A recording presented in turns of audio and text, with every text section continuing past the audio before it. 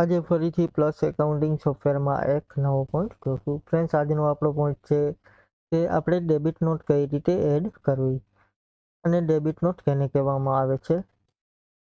તો friends, debit not એટલે કે આપણે જે પાર્ટી પાસેથી ખરીદી કરી તો એ પાર્ટી આપને ક્રેડિટ નોટ આપે છે, પરંતુ એ જે ક્રેડિટ નોટ આપે એ નોટ આપણી ડેબિટ નોટ ગણવામાં આવે છે. અથવા તો આપણે પાર્ટીને રિટર્ન માલ આપી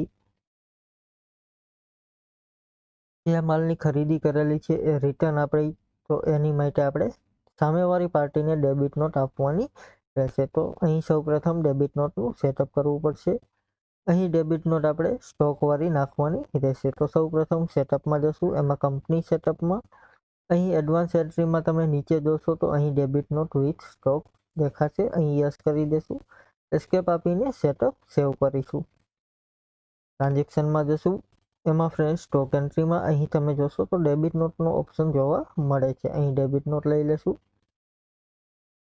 સૌપ્રથમ અહીં કઈ પાર્ટી પાસેથી ખરીદી કરેલી છે એ પાર્ટી જોશું આપણે. અહીં અતિક પાસેથી ખરીદી કરેલી છે 12 નંબરનું bill. CPU i3 11 generation. Escape આપીશું.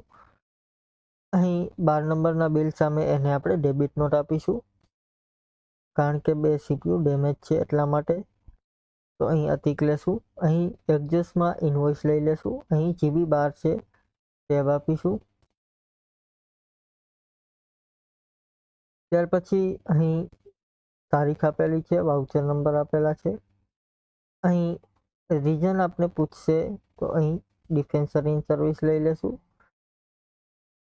અહીં બ્રેકરેજ લઈ લેશું. સ્ટોક ઇફેક્ટ આપવાની છે, યસ કરીશું. HP i3 CPU છે, 5 રિટર્ન કરેલા છે. અમાઉન્ટ આપી દેશું. રિમાર્ક્સમાં ડેમેજ લઈ લેશું. અહીં અતિક લઈ લેશું. ઓકે કરી દેશું.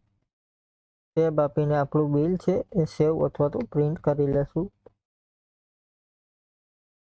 અહીં સ્ક્રીન કરીશું જેથી તમને જોવા મળે.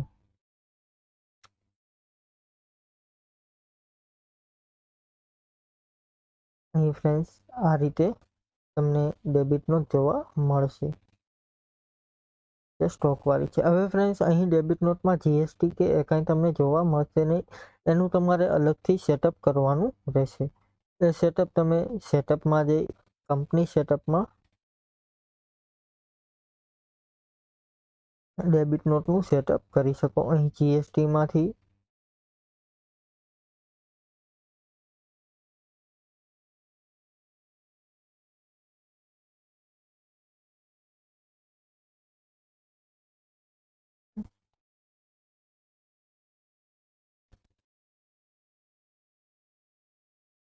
સોરી ફ્રેન્ડ્સ, અહીં વાઉચર સેટઅપમાંથી આપણે એનું સેટઅપ કરવાનું રહેશે. અહીં ડેબિટ નોટ લઈ લેશું. અહીં ડેબિટ નોટ સ્ટોકમાં GST તમારે યસ કરવાનું રહેશે. અહીં ડોક્યુમેન્ટ નંબર ને એ બધું આપણે આગળ જોશું ફ્રેન્ડ્સ, કે કઈ રીતે GST એમાં એડ કરીશું. આજનો પોઈન્ટ અહીં અત્યારે પૂરો કરીએ. કાલે ફરીથી એક નવો પોઈન્ટ જોઈશું. થેન્ક